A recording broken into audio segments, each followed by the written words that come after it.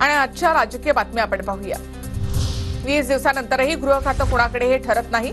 राज्यातील कायदा सुव्यवस्था उद्ध्वस्त झालेली आहे। संजय राऊतांची टीका। सत्ताधारी पक्ष विरोधकांना बोलू देत नाही। अदानींवर अमेरिकेमध्ये खटला दाखल, त्यावर आम्हाला बोलू देत नाहीत। राज्यसभेचे सभापती पक्षपातीपणा करतात, संजय राऊतांचा आरोप। महाविकास आघाडी ईव्हीएम आणि निकालाबाबत शुक्रवारी सुप्रीम कोर्टामध्ये एकत्र याचिका दाखल करणार। दिल्लीमधील अभिषेक मनु सिंघवींसोबत झालेल्या बैठकीमध्ये निर्णय।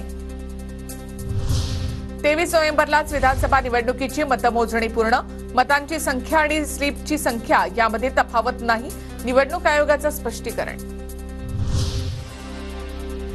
महाराष्ट्र कर्नाटक सीमेवर अदानी ग्रुपकडून सीमा तपासणी नाका सुरू। अनेक तपासणी नाके बंद, मग खासगी कंपनीचा तपासणी नाका कशासाठी? लॉरी ऑपरेटर असोसिएशनचा सवाल। राज्य अदानींच्या घशात घालण्यासाठी सरकार बसवला गेलंय। जगातल्या मोठ्या उद्योगपतीला जकात नाकाही चालवायचा आहे। संजय राऊतांचा उद्योगपती गौतम अदानींवर निशाणा। बॅलेट पेपरवर मतदान न झाल्यास जिल्हा परिषद निवडणुकीत मतदान करणार नाही। मार्कडवाडी ग्रामस्थांची आक्रमक भूमिका। मार्कडवाडीमध्ये पडळकर आणि खोत यांनी शरद पवारांबाबत केलेल्या खालच्या पातळीवरील टीकेशी भाजप सहमत नाही। त्यांची दखल भाजपने घेतलेली आहे। बावनकुळेंची प्रतिक्रिया।